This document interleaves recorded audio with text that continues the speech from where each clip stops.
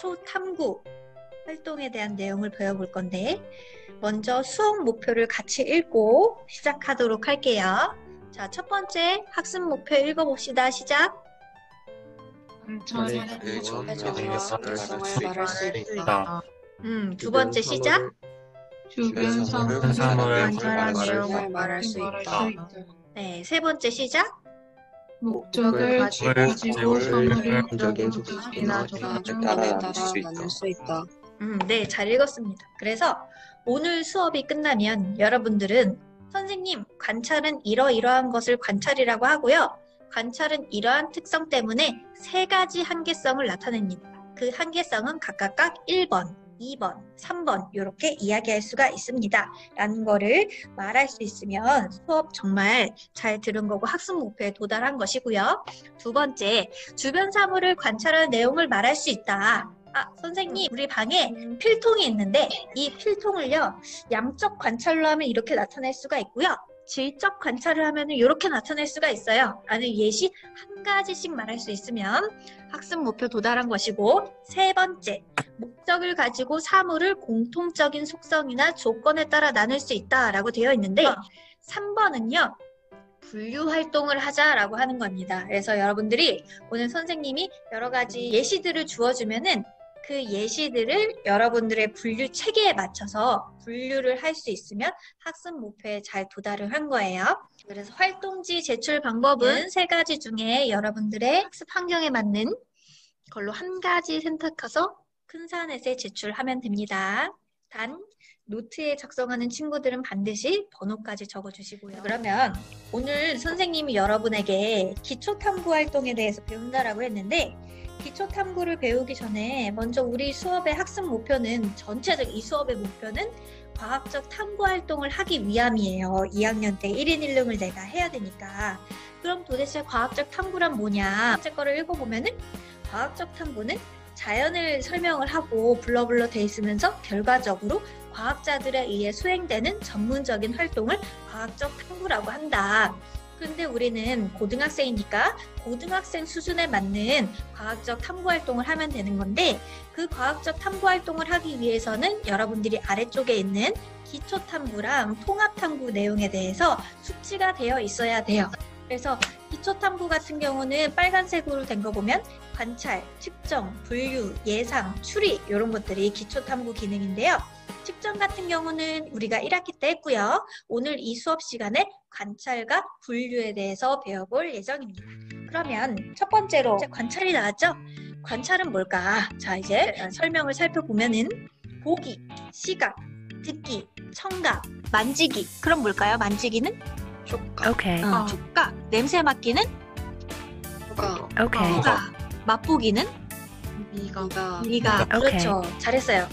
시각, 청각, 촉각, 후각, 미각. 이 5가지를 합쳐서 사람들이 뭐라고 부르죠? 잘했어요. 오감으로 사물, 사건 등에 관한 정보를 수집하는 방법이자 기능을 우리가 관찰이라고 한다. 자, 그러면 관찰은요. 이제 슬라이드 좌측 하단이나 우측 하단을 보세요. 자, 살색 부분을 보면은 관찰한 내용을 용기 속에 있는 용액의 온도는 42도씨야 이렇게 숫자로 나타내고 용수철에 늘어난 길이는 13cm야 이렇게 숫자로 나타냈는데 42도씨를 우리가 측정을 하려면 온도 계라는 도구가 필요할 테고 길이가 13cm야 라는 걸 측정을 하려면 자라는 측정 도구가 필요할 거예요. 즉 관찰이라고 하는 것은 우리 돋보기, 현미경 등과 같이 여러 도구를 사용할 때도 있지만 오른쪽에 하단에 초록색을 한번 보시면 이 돌은 표면이 매우 부드러워. 이 용액의 색깔은 붉은색이야 라고 하는 것처럼 자연 상태 그대로 두고 세심하게 살피는 활동을 우리가 관찰이라고 합니다. 아래에 있는 글씨들을 보면은 똑같이 관찰 활동을 통해 내가 글로 표현한 것인데도 불구하고 왼쪽 살색이랑 오른쪽 초록색이랑 성격이 달라요. 왼쪽은요 수 그리고 표준 단위 사용해서 기술했죠. 이것을 우리가 뭐라고 하냐면 양적 관찰이라고 하고요. 오른쪽은 표면이 매우 부드러워 촉각. 이 용액의 색깔은 붉은색이야. 시각. 이런 식으로 사물과 현상의 질적 현상을 기술한 것. 질적 관찰이라고 합니다. 즉, 여기까지 선생님이 여러분에게 설명한 내용은 뭐냐면 관찰은 오감으로 사물, 사건 등에 관한 정보를 수집하는 방법이자 기능인데 이 관찰이 두 가지로 나눠서 설명될 수가 있다. 하나는 좌측에 있는 수납 표준 단위를 사용해서 비교함을 기술하는 양적 관찰. 하나는 오른쪽에 있는 사물과 현상의 질적 현상을 기술하는 질적 관찰. 이렇게 두 가지로 나눌 수 있다 라고 지금 머릿속에 정리해 두시면 됩니다. 자, 그래서 이러한 내용을 알고 있다면 이제 실전으로 들어가 봐야겠죠. 이 관찰이라는 활동을 하기 전에 우리 지금 가정을 해봅시다. 가정을 먼저 해볼게요. 첫 번째는 우리는 지금 S104 그 실험실이에요. 그리고 실험실에 있는데 조별 퀴즈 대전했을 때처럼 모든 별로 앉아있다 라고 생각을 해주세요. 그리고 여러분들 테이블 위에는 선생님이 이렇게 현무암 2덩이랑 그 다음에 예시로 나오는 코스모스 한 송이씩을 조별 위에 놔줬습니다. 마침 S104에서 수업을 하고 있거든요. 지금 선생님 주변을 살펴보니 실험실이라서 비커도 있고 눈금 실린더도 있고요. 저 뒤쪽에는요 전자저울도 있고요. 그리고 선생님이 있는 교탁 앞에는 30cm 자 등 여러 가지 측정 도구도 있어요. 그런 거 우리가 자유자재로 활용할 수 있다라는 전제하에 관찰이라는 걸 해봅시다. 현무암 같은 경우는 예시를 들어서 설명을 해볼게요. 그러한 상황에 있다라고 가정을 하고, 그러면 선생님 같은 경우에 자 이제 여러분에게 주문할 거는 여러분 5번이랑 6번에 질적 관찰 결과, 양적 관찰 결과 한 가지씩을 각각 써주세요 라고 할 거예요. 그럼 선생님도 여러분에게 예시를 보여준다고 했으니까 선생님 같은 경우에는 질적 관찰을 한다라고 하면은 눈으로 얘 색깔도 보고 그리고 이 현무암을 만져보기도 했을 거예요. 그래서 만져봐가지고 표면을 만져보니 조금 까끌까끌했다. 이게 질적 관찰인 거죠. 촉각을 통한. 눈으로 봤더니 현무암이 회색이잖아요. 그래서 어두운 회색을 띠고 있어. 이런 식으로 적을 거예요. 그리고 양적 관찰 결과를 하나 써주세요 라고 되어 있는데 양적 관찰 수치 표준 단위를 통해서 나타내야 되는 거죠. 여러 가지 방법이 있지만 첫 번째로 생각할 수 있는 방법은 엄청나게 큰 눈금 실린더를 준비해 오는 거예요. 그런 다음에 증류수를 눈금 실린더에 담은 다음에 현무암을 담궜대요. 그러면 현무암을 담금으로 통해서 그 액체의 증류수에 부피가 늘어날 텐데 그 늘어난 부피만큼이 현무암의 부피겠죠? 또 이렇게도 할 수가 있죠. 정말 그 인내심을 가지고 저 현무암에 있는 구멍의 개수를 세는 거지. 이 현무암의 구멍의 개수는 몇 개야? 이런 식으로. 또 여러분에게 알려주는 선생님의 예시는 이거가 될 수도 있어요. 왼쪽 현무암 질량 제곱, 오른쪽 현무암 우리 저울 있다고 했으니까 질량 제곱 2로 나누면 이 현무암의 평균 질량이 나오겠죠? 그래서 현무암 2개의 평균 질량은 16g이야. 이런 식으로 양적 관찰 결과를 할 거라고 생각을 했어요. 지금 여러분들이 이 활동을 하려면은 관찰은 오감 또는 도구를 사용해서 사물, 사건 등에 관한 정보를 수집하는 방법이자 기능이 관찰인데 이 관찰은 양적 관찰과 질적 관찰로 나뉠 수 있다. 근데 질적 관찰은 사물의 현상이랑 질적 현상을 기술하는 거고 양적 관찰은 수납 표준 단위를 사용해서 기술하는 거다. 나는 질적 관찰 그래 시각 사용해야지 어두운 회색을 띠고 있어. 이런 식으로 할 수도 있고 6번 양적 관찰을 한번 해볼까? 양적 관찰 부피를 잴 수도 있고 질량을 잴 수도 있고 저 현무암의 구멍의 개수를 셀 수도 있지만 나는 평균 질량을 재봐야지 라고 하면서 실제적인 현무암 2개의 평균 질량은 16g이야. 이런 식으로 전자서울 사용해서 측정한 다음에 적을 수가 있는 거죠. 즉, 한 가지 더 우리가 실수할 수 있는 부분을 이야기를 하자면 관찰은요. 내가 직접 보고 듣고 맛보고 들은 거 사실을 적는 거지 이거를 알고 있는 지식 가지고 쓰는 것은 관찰이 아니에요. Okay.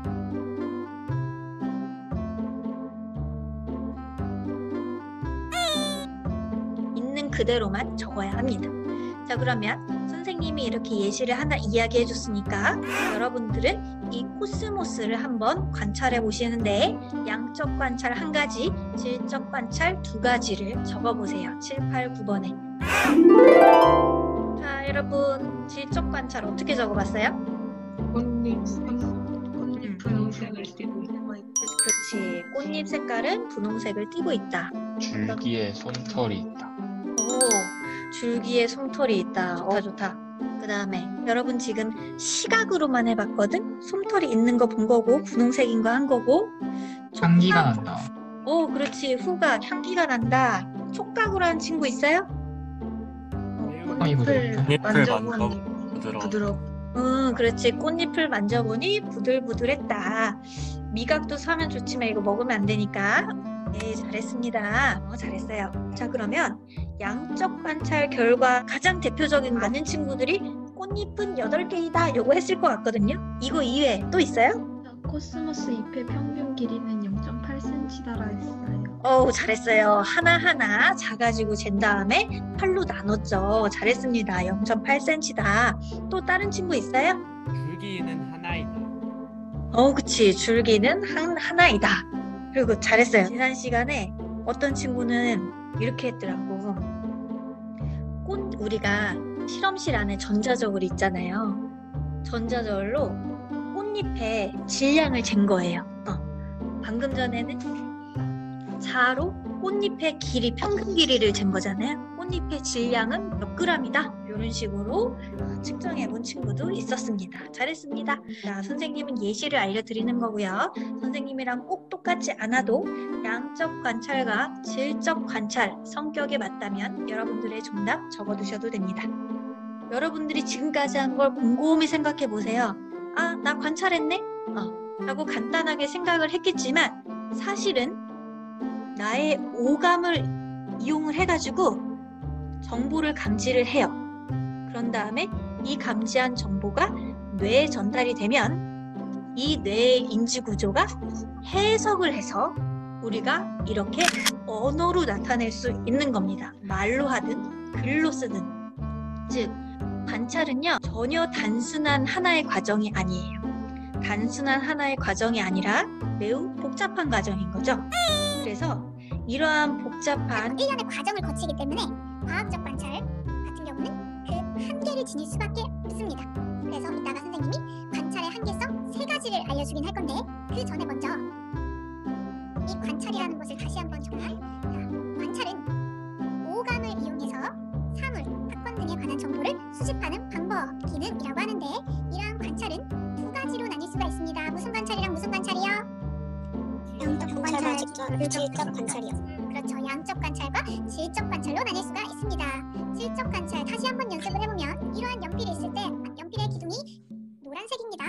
연필의 끝이 뾰족합니다 라고 하는 게 질적 관찰인 거고 양적 관찰은 어떻게 하냐 이 연필에다가 이렇게 살을 갖다 대는 거죠. 이 그림은 선생님이 우리 활동지에서 가져온 거예요. 측정 활동지에 있었던 그림이니까. 그래서 선생님 연필의 길이가 구락도까지 포함해서 8.20 플러스 마이너스 0.01cm예요 라고 하는 것은 양적 관찰에 해당하는 거죠. 그래서 이 양적 관찰은 수나 표준 단위를 사용하여 비교함을 기술한다 라고 하는 게 정의였습니다.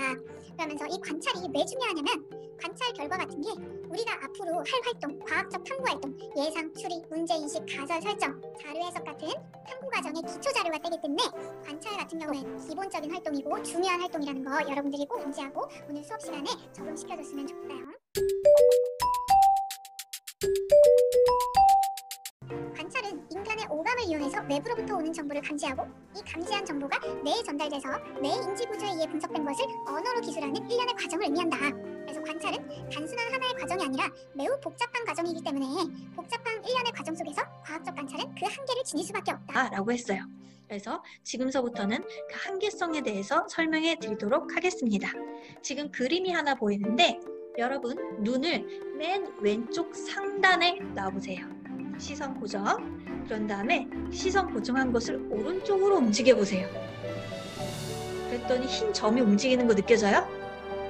네. 그렇게 고정한 것을 다시 아래쪽으로 내려보세요. 그리고 왼쪽으로 옮겨보세요. 그랬더니 흰 점들이 움직이죠. 나의 시선에 따라서.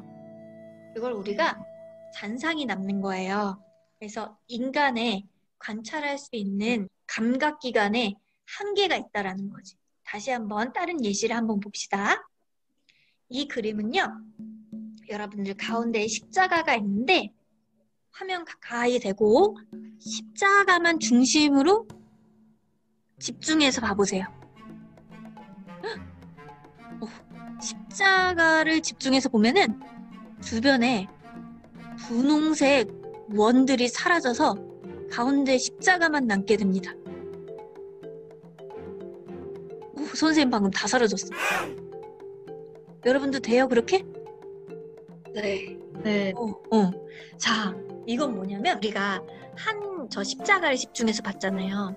실제적으로는 저 분홍색 원도 있기는 한 건데 저 분홍색 원이 맹점에 맺혀서 저 분홍색 원들이 안 보이는 것처럼 보이는 거예요. 즉, 인간이 지니고 있는 감각기관 같은 거는 모든 것을 다 보고 듣고 느끼고, 그러니까 촉각 그런 거를 할 수 있지가 않아요. 한계성을 지닙니다. 우리 인간도 가청 진동수가 20에서 2만 헤르츠까지밖에 안 돼요. 개가 들을 수 있는 가청 진동수랑 다르죠. 즉, 관찰 같은 경우에는요, 인간이 지니고 있는 감각기관의 한계 때문에 10번에 감각기관 의존성이라고 적어주세요. 감각기관의 한계 때문에 우리가 하는 관찰에도 한계가 있다. 이러한 것을 관찰의 감각기관 의존성이라고 한다.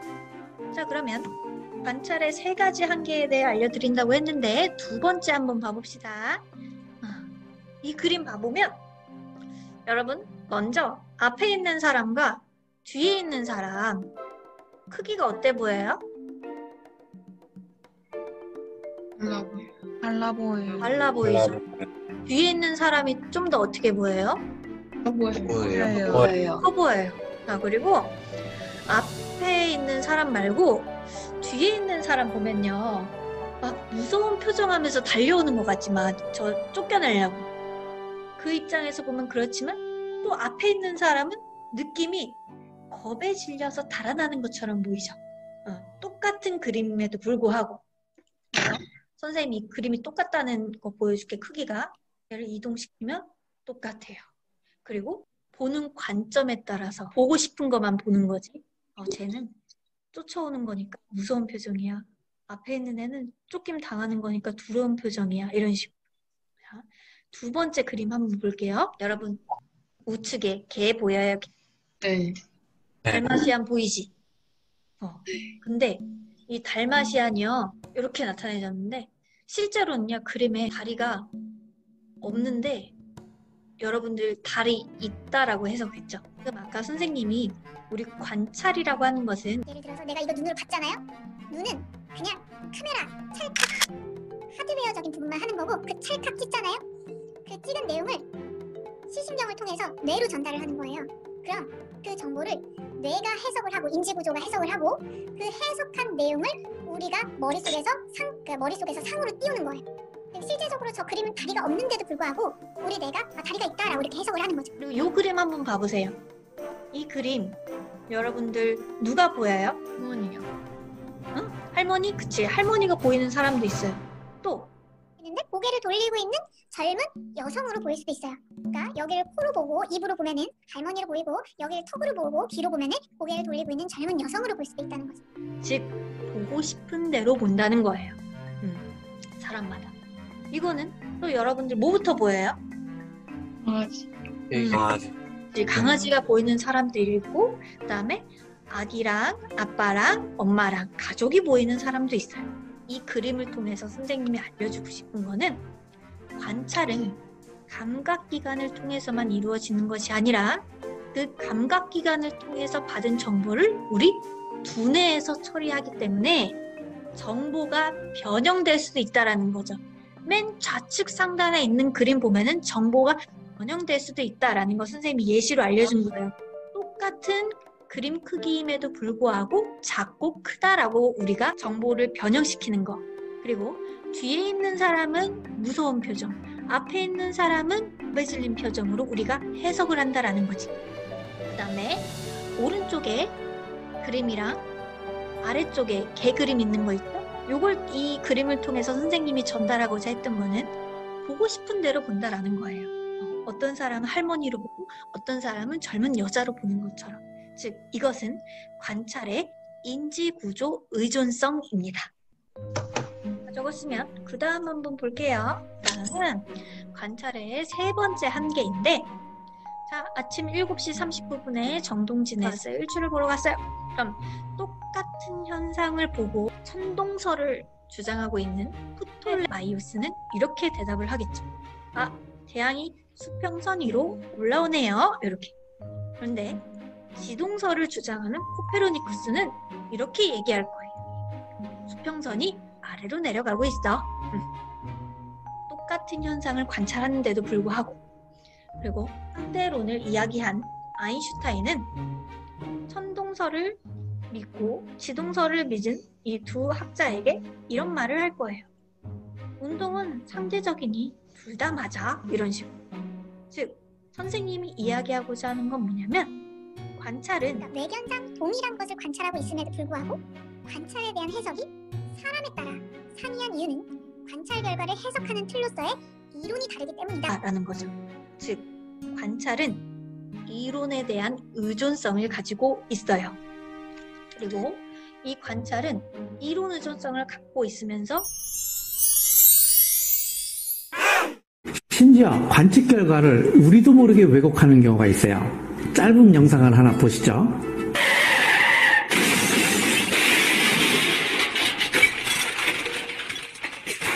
사고 영상을 다 본 10명의 사람에게 이렇게 물어봤어요. 추돌 사고에서 자동차의 속도는 얼마였던 것 같나요?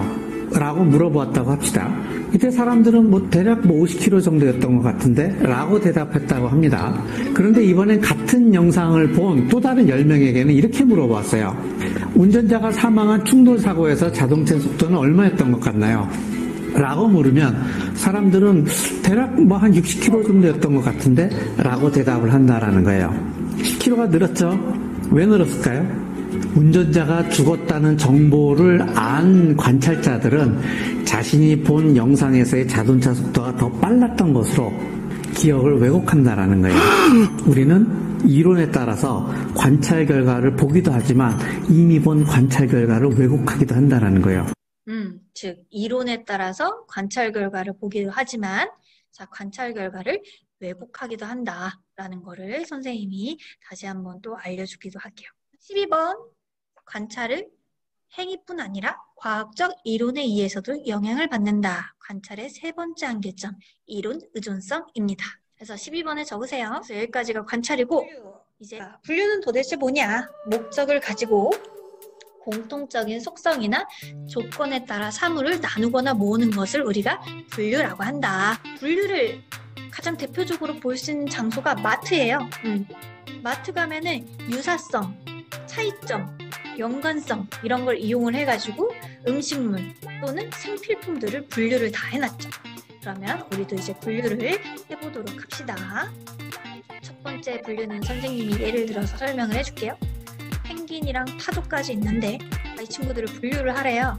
그러면 여러분들 나름대로 분류의 기준을 설정을 해서 분류를 해야 될 텐데, 선생님은 14번에 이렇게 적고 15번에 이렇게 적어봤어요. 그래서 얘를 어떻게 분류했냐면 알에서 태어났는가? 예, 아니오로 분류했어요. 그래서 14번 친구들은 난생이고요. 15번 친구들은 태생이에요. 즉, 얘네들 전체가 척추동물이죠? 척추동물인데 알에서 태어났는가? 또는 알을 낳나요? 라고 해서 예, 아니오로 했고, 알을 낳지 않는 친구들만 해서도 또 선생님이 분류를 한 거예요. 다리가 있나요? 라는 걸로 해서 예, 아니요 이런 형식으로. 그래서 이렇게 분류된 것을 또 하나의 기준으로 통해서 또 분류를 할 수가 있어요. 그러면 여러분들 두 번째 예시는 순서부터 질소까지 있는데 선생님처럼 한번 분류를 해보세요. 이거 사진처럼 이렇게 네모 상자에 하는 거예요? 좀 작지? 미안해. 분류 다 하고 문제 내세요. 예상이랑 추리서부터는 다음 시간에 할 거예요. 16번이랑 17번은 선생님이 좀 수업 끝나기 2, 3분 전에 이야기해 줄게요. 그래서 산소부터 질소까지 여러분도 한번 기준을 통해서 분류해보고, 선생님이 이렇게 척추동물서부터 알 낳나요? 다리 있나요? 처럼 분류해서 또 분류를 했죠? 그런 것처럼 산소부터 질소까지 또 분류해보세요. 그런 다음에 문제 내세요. 그리고 여기 빈칸에는 빈칸은 요거 네모칸처럼 돼요. 좀 칸이 자꾸 미안해요. 분류하시고 문제 풀면서 선생님 얘기하는 거 들으세요. 우리가 선생님이 쪽지도 한번 보내주긴 했는데 다음의 등교 주간에는 텐세그리티 구조물 만들기를 통한 영역적 탐구활동 익히기 첫 번째 시간을 가져요. 이 주제로 수업하는 거는 한 4차시부터 4, 5차시로 구성이 될 텐데 첫 번째 시간은 여러분들이 텐세그리티 구조물을 만들면서 문제인식을 하는 시간이에요. 아, 나는 구조물이 안 쓰는데 쟤는 왜 잘 쓰지? 쟤는 어떤 걸 했기 때문에 잘 쓰는 거지? 하면서 문제인식을 하는 시간. 그래서 나중에는 여러분들이 텐세그리티 구조물을 완벽하게 만드는 것도 한 평가에 들어가기 때문에 첫 번째 시간에 여러분들에게 만들어보니 연습의 기회를 부여한다. 연습의 기회이면서 문제인식의 시간이라고 꼭 생각을 하시고 그러려면 여러분들이 영상도 보고 와야 되고요. 그리고 수업에 참여하기 위한 준비물도 준비를 해와야 돼요. 그래서 선생님이 큰산의 과학기술과 포럼 공지글에다가 과제랑 준비물 안내해놨거든요. 그래서 그 공지사항을 꼭 읽고 영상 보고 준비물도 준비해 오시길 바랍니다. 10월 12일 그 주간이니까 2주 정도 남았어요. 2주 전에 미리 알려드리니 꼭 영상 보고 오길 바래요. 영상 3분 정도밖에 안 됩니다. 그러니까 학생도 수업에 참여하기 위해서 선생님이 이렇게 준비물도 사고 수업 준비하는 것처럼 여러분들도 똑같이 수업에 참여하기 위한 준비물 그리고 예습 같은 거 해와야 되는 의무가 있어요. 선생님. 추리하고 예시는 다음에 하는 거죠? 네, 다음에 해요.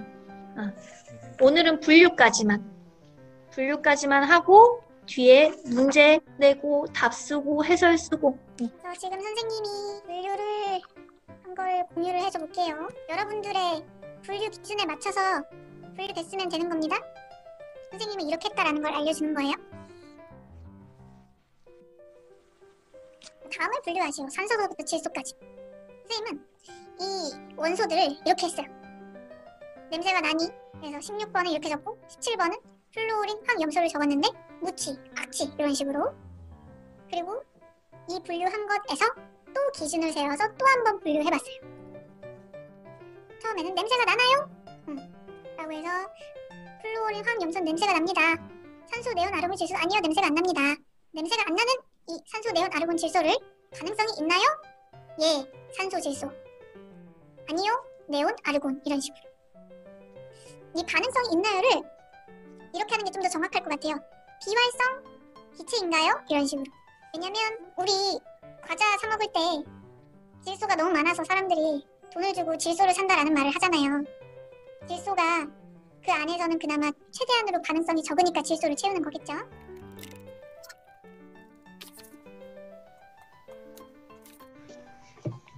이렇게도 할 수 있겠네. 2주기인가요? 예, 아니요. 몇 쪽인가요? 예, 아니요. 이런 식으로 여러분들 분류를 할 수가 있겠죠. 분류의 기준을 한번 찾아보세요.